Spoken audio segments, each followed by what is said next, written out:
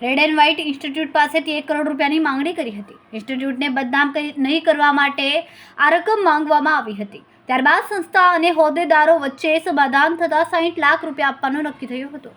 ત્યારબાદ NSUI સુરતના પ્રમુખ ધીરેન્દ્ર સોલંકી અને પ્રીત ચાવડાએ ઇન્સ્ટિટ્યૂટ પાસેથી 1.50 લાખ પડાવ્યા।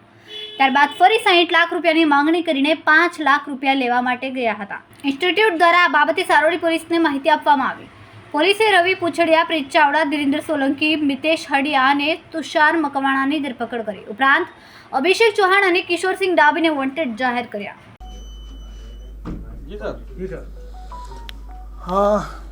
સારોલી પોલીસ સ્ટેશનના હદ વિસ્તારની અંદર red and white multimedia education, creative design અને એટિકેટ ઇન્સ્ટિટ્યૂટ આવી 3 ઇન્સ્ટિટ્યૂટ આવેલી છે। તો આ ઇન્સ્ટિટ્યૂટની અંદર જે છે એ લોકો યુનિવર્સિટી સાથે કોલાબોરેશન કરીને યુનિવર્સિટીના અંદર જે લોકોના એડમિશન હોય એને ત્યાં ભણાવવાની પ્રવૃત્તિ કરતા હતા। તો એ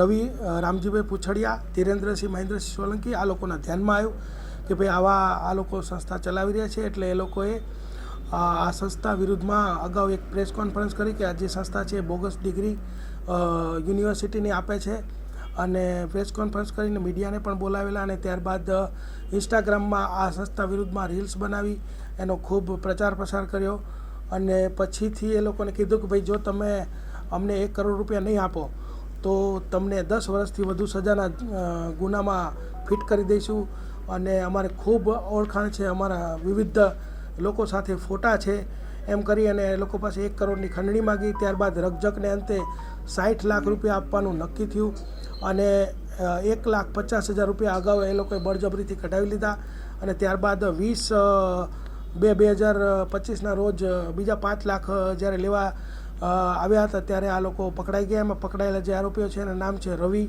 રામજીભાઈ પૂછડિયા, પ્રીત ચાવડા, ધીરેન્દ્રસિંહ મહેન્દ્રસિંહ સોલંકી, મિતેશ ધીરુભાઈ હડિયા તથા તુષાર ગોપાલભાઈ મકવાણા। આ 5 આરોપીઓ પકડાયેલ છે। આ ઉપરાંત 2 આરોપીઓ જે છે આ ટોળકીના જે છે એ પકડવાના બાકી છે। એમનું નામ છે અભિષેક ચૌહાણ અને કિશોરસિંહ ડાભી। પ્રારંભિક જે અમને માહિતી મળી છે ને જે એ લોકોએ અગાઉ પ્રેસ કોન્ફરન્સ કરી હતી ત્યારે આ લોકોએ પોતે NSUIના કાર્યકરો હોય એવું એમની ઓળખાણ આપી હતી અને એના પ્રમુખ તરીકે ધીરેન્દ્રસિંહ મહેન્દ્રસિંહ સોલંકી પોતે છે એવું તેઓ જણાવતા હતા।